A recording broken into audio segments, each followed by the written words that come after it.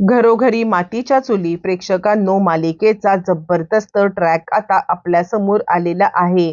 आपण पाहतोय की इकडे या सगळ्यामध्ये मात्र आता राहुल आणि शर्वरी हे जरी एकत्र असले तरी सुद्धा प्रेक्षकांनो मालिकेमध्ये मात्र आता राहुलने तसं ॲज सच काही केलेलं नाहीये. म्हणजे राहुलने मात्र आता कोणताही खून स्वतः केलेला नाहीये किंवा खून करताना हिला काही मदत सुद्धा केलेली नाहीये.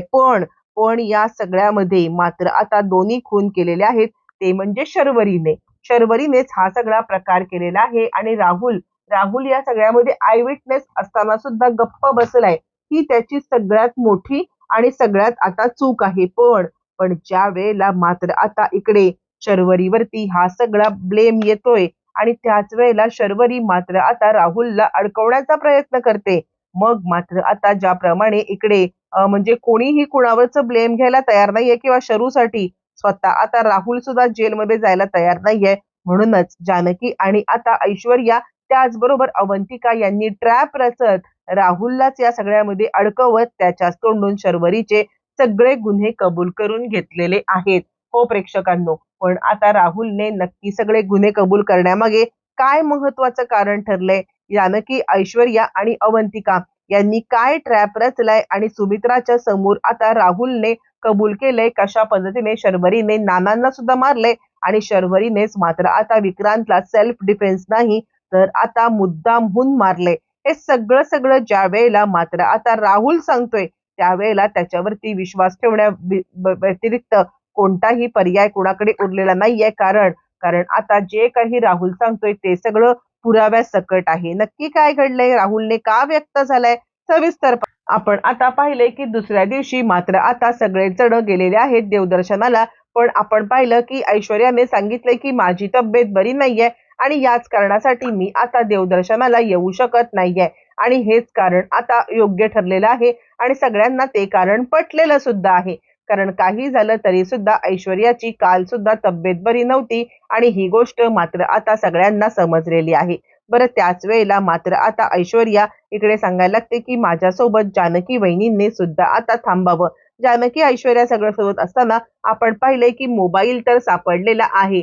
मोबाईल सापडल्यावरती मात्र आता त्याच्यामध्ये असलेले मेसेज इकडे जानकी सगळ्यांना दाखवते आणि जानकी सांगायला लागते याच्यामध्ये असलेल्या मेसेजनुसार मात्र आता नानांना भेटायला बोलवलेलं होतं ते म्हणजे आधी आणि त्याच वेळेला त्याने सांगितलेलं होतं की शर्वरी वाया गेलेली आहे. शर्वरी मला आणि तुम्हाला आपल्या दोघांना सुद्धा आता फसवत आहे आणि हे वाक्य वाचल्यावरती मात्र आता जानकी सांगायला लागते हे बघ, म्हणजे आता त्याने ना ह्याच्यामध्ये कुठेही राहुलचा उल्लेख केलेला नाहीये. मला राहून राहून काय वाटतं माहितीये का, म्हणजे आता आपण कितीही काहीही म्हटलं ना तरी सुद्धा राहुल या सगळ्यामध्ये इतका दोषी मला वाटत नाहीये जितक्या दोषी शर्वरी मंच वाटतायत. यावरती मात्र ऐश्वर्या सांगायला लागते मला पण माहितीये, मला सुद्धा ही गोष्ट माहिती आहे कारण मी या सगळ्यामधून गेलेली आहे आणि मला माहितीये की या सगळ्यामध्ये मात्र आता शर्वरी वंश इतक्या अट्टल गुन्हेगारासारख्या वागतायत ना की या सगळ्यामध्ये त्या आता कोणतीही गोष्ट मागे पुढे करायला विचार सुद्धा करणार नाहीयेत आणि म्हणूनच आता मला वाटतं आपण या सगळ्यामध्ये मात्र आता राहुलला आपल्या ताब्यात घेऊया. म्हणजे राहुलला मात्र आता आपण जर का त्याला इकडे सांगितलं ना की तुझ्या विरुद्ध आमच्याकडे खूप सारे पुरावे आहेत तर राहुल कदाचित आपल्या आता जाळ्यामध्ये अडकू शकतो. असं म्हटल्यावरती मात्र आता जानकी सांगते म्हणजे काय आणि त्यावरती ती सांगते काही नाहीये. आपण आता राहुलला फक्त इतकं सांगायचं आहे की तुझ्या विरुद्ध आमच्याकडे पुरावे आहेत आणि शर्वरी वंशंनी मात्र आता तुलाच अडकवण्याचा हा सगळा प्लॅन केलाय. असं म्हटल्यावरती दोघींचं प्लॅनिंग ठरतं आणि त्यानंतर मात्र आता दोघी या सगळ्यामध्ये लगेचच बाहेर पडायला निघालेले आहेत.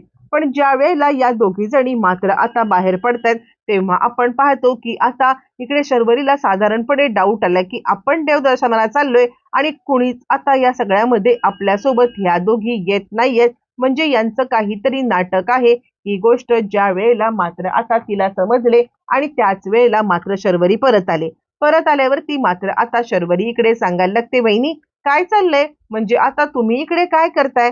असं म्हटल्यावरती मात्र आता जानकी सांगायला लागते नाही नाही आम्ही काहीच करत नाही आहोत. म्हणजे आता अगं काल तू म्हटली होतीस ना ती गोळी दिलीस ती ऐश्वर्याला, त्या गोळीने ऐश्वर्याला काल बरं वाटलं म्हणून म्हटलं चला ती गोळी घेऊन आता जाऊया आणि तीच गोळी घेण्यासाठी आम्ही आलो होतो. असं म्हटल्यावर ती का कुणास ठाऊक पण शरूला या सगळ्यामध्ये मात्र आता अजिबात विश्वास बसत नाहीये आणि शर्वरी विचार करते नाही नाही जानकी वहिनी काहीतरी मात्र आता इकडे माझ्यापासून सत्य लपवत आहे.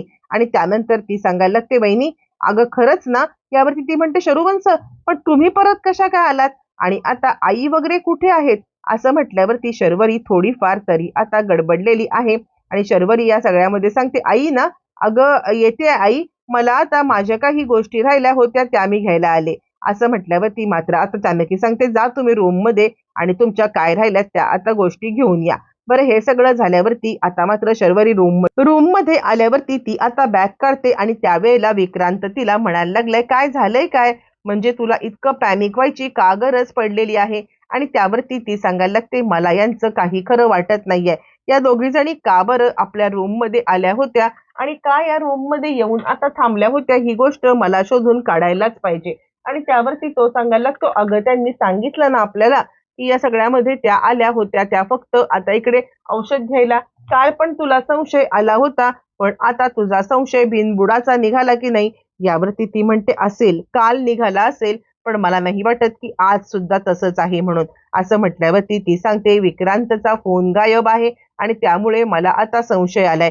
असं म्हटल्यावरती मात्र आता राहुल म्हणतो काय विक्रांतचा फोन गायब आहे अजून काय काय गायब आहे आता हे सगळं तू शोधून काढ नाहीतर खूपच मोठी गडबड होईल. यावरती ती सांगायला लागते तेच तर पाहण्यासाठी मला आता सगळं हे बघायला लागेल. असं म्हणत मात्र आता ती या सगळ्यामध्ये लगेचच सगळ्या गोष्टी उचकायला लागते आणि आता इकडे तिकडे पाहते आणि त्यावेळेला ती सांगायला लागते विक्रांतचा फोन गायब आहे विक्रांतचं तिकीट गायब आहे म्हणजे आता यांच्या हातामध्ये बऱ्याचशा काही गोष्टी लागल्यात. राहुल आता आपल्याला थोडंफार तरी सावध राहावं लागणार आहे. राहुल म्हणतो मी तुला हे आधीपासून सांगतोय की यांना इतक्या हलक्यामध्ये घेण्याचा तू आता विचार सुद्धा करू नकोस. पण तुलाच मात्र वाटत होतं की माझ्या वहिन्या आता या सगळ्यामध्ये काही हे करणार नाहीयेत आणि म्हणूनच तू हलक्यामध्ये घेत होतीस. यावरती ती सांगते नाही आता काय करायचं माहितीये का आता आपण आई आणि इकडे सगळ्यांना यांच्या विरुद्ध भडकवायचं की ह्या आता माझं लग्न लावून तर देतायत पण आता मला या सगळ्यामध्ये मात्र आता त्या म्हणजे तो या सगळ्यामध्ये मात्र आता त्या मला माझ्यावरती संशय घेत आहेत. असं म्हटल्यावरती मात्र आता हे सगळं झाल्यावरती इकडे बाहेर सगळेजण जमलेले आहेत. सगळे जमल्यावरती मात्र आता जानकी सांगायला लागते हे बघ आपल्याकडे फोन आलेला आहे ही गोष्ट आता मात्र समजलेली असणार आहे ती म्हणजे स्वतः आता तिला म्हणजे स्वतः आता शर्वरी वंशांना आणि त्यामुळे त्यांचा आपल्यावरती संशय 100% आलेला असणार आहे. त्यांचा आपल्यावरती संशय आल्यावरती त्या आता गप्प बसतील असं काही मला वाटत नाहीये. आणि त्यासाठी मात्र आता आपल्याला उलटा गेम खेळायला लागणार आहे. आणि त्यावरती मात्र आता शर्वरी अवंतिका सांगायला लागते की बहिणी पण कसला गेम. यावरती ती सांगते आता आपल्याला तोडा आणि फोडा आणि राज्य करा हे नीती अवलंबावी लागणार आहे. आणि त्यावरती ऐश्वर्या म्हणते तेच करायचं आहे. म्हणजे राहुल हा क्रिमिनल मला वाटत नाहीये. कोणत्याही परिस्थितीमध्ये राहुल याच्यामध्ये जास्त इन्व्हॉल्व नाहीये आणि त्याचाच आपल्याला फायदा करून घ्यायचा. आणि जानकी वहिनी हे तूच करू शकतेस कारण राहुलचा काहीही झालं तरी तुझ्यावरती बऱ्यापैकी विश्वास आहे किंवा तू या सगळ्यामध्ये त्याच्याशी खोटं बोलणार नाहीस असं त्याला वाटतंय. आम्ही काही सांगायला गेलो तर मात्र हे होईल. अवंतिका म्हणते तुझ्या डोक्यात तरी काय आहे. यावरती मात्र आता ऐश्वर्या तिचा प्लॅन सांगते आणि तो प्लॅन वर्कआउट करण्यासाठी जानकी आता निघालेली आहे. जानकीला सुद्धा ऐश्वर्याचा प्लॅन पटलेला आहे. आता जानकी विक्रांतकडे आलेली आहे आणि ती विक्रांतला म्हणायला लागते म्हणजे हे बघा आता तुम्हाला समजलं असेल की जानकी राहुलकडे आलेली आहे आणि राहुलला ती आता सांगायला लागते की तुम्हाला समजलं असेल की या सगळ्यामध्ये मात्र आता आमच्याकडे विक्रांतचा मोबाईल आहे. आणि त्यावरती तो म्हणतो जानकी बहिणी तुमच्याकडून ही मला अपेक्षा नव्हती. म्हणजे आम्ही देवदर्शनाला बाहेर पाठवून तुम्ही आमच्या रूम मध्ये झडती घ्यायला आलात. खरंच तुम्हाला अजूनही असं वाटतंय का की आता आम्ही काहीतरी केलंय. यावरती जानकी म्हणते मला सगळं कळलेलं आहे की तुमचा याच्यामध्ये काही दोष नाही. आता ऐश्वर्याने बरोबर वर्मी घाव टाकण्यासाठी सांगितल्यावरती जानकीने बरोबर ऐश्वर्याचं म्हणणं आता ऐकलंय आणि इथेच आता विक्रांत अडकलाय. जानकी सांगायला लागते हे बघा विक्रांत भाऊजी माझा तुमच्यावरती पूर्णपणे विश्वास आहे. तुम्ही या सगळ्यामध्ये काहीही नाही केलेलं आहे पण तुम्ही या सगळ्यामध्ये अडकू शकता. असं म्हटल्यावरती तो म्हणतो काय बोलायचंय यावरती मात्र आता इकडे जानकी सांगायला लागते की याच्यामध्ये मात्र शर्वरी वंशच्या विरुद्ध पुरावे आहेत, पण शर्वरी वंश या आता अशा प्रकारची माकडीण आहेत ना की ज्या वेळेला मात्र आता वेळ पडेल ना त्या आता स्वतःच्या मुलाला सुद्धा पायदळी तुडवायला कमी करणार नाहीयेत. तुम्ही तर काय, तुम्ही तर उसने आहात. तुम्ही एक विचार करा ना, शर्वरी वंशांनी आज जर का मात्र आता विक्रांतला मारलंय, त्यांच्या नवऱ्याला ज्याच्यासोबत इतके वर्ष संसार केला, तर त्यानंतर मात्र आता दुसरं कोणी आयुष्यामध्ये आल्यावरती तुम्हाला संपवायला त्या आता विचार करतील का? कुठेतरी राहुलचे डोळे उघडलेत आणि त्यावरती मात्र आता तो सांगतोय, तुम्ही माझ्यामध्ये आणि शरूमध्ये मात्र आता फूट पाडण्याचा प्रयत्न करत आहात का? जानकी सांगते, बिलकुल नाही. मी फूट पाडण्याचा प्रयत्न करत नाहीये. मी जे काही सांगते ना ते आता नीट ऐकून घ्या.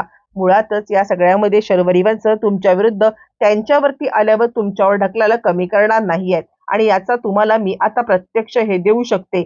असं म्हटल्यावरती मात्र आता जानकी इकडे सांगायला, तुम्ही आता शर्वरीला एकदा विचारा ना की अडकलीस या सगळ्यामध्ये तर आता काय करशील? यावरती मात्र आता राहुल रूम मध्ये आलाय आणि शरू, काय करतेस तू? शरू सांगते, ते काही नाहीये, आत्ताच्या आत्ता आपण इथून निघूया. राहुल म्हणतोय, का? यावरती ती सांगते, मी अडकेन. यावरती राहुल म्हणतोय, अगं पण आता आत्ताच्या आत्ता निघून इकडे करायचं काय नाही, चोरासारखं फिरायचं? यावरती ती म्हणते, हो पण तू सुद्धा या सगळ्यामध्ये काही हे नाहीयेस, तू पण माझ्यामध्ये सामील होतास. तो म्हणतो, मी कसा सामील होतो? यावरती ती सांगायला लागते, मग काय, तू सुद्धा माझी साथ दिलेस, मी सांगेन ना आणि माझ्यावरतीच विश्वास ठेवतील. इथे जानकीने सांगितलेलं खरं आहे हे त्याला समजलंय. तो सगळ्यांच्या समोर आलाय आणि शर्वरीच्या थोबाडीत देत, हिनेच नानांना मारलंय, हिनेच विक्रांतला मारलंय,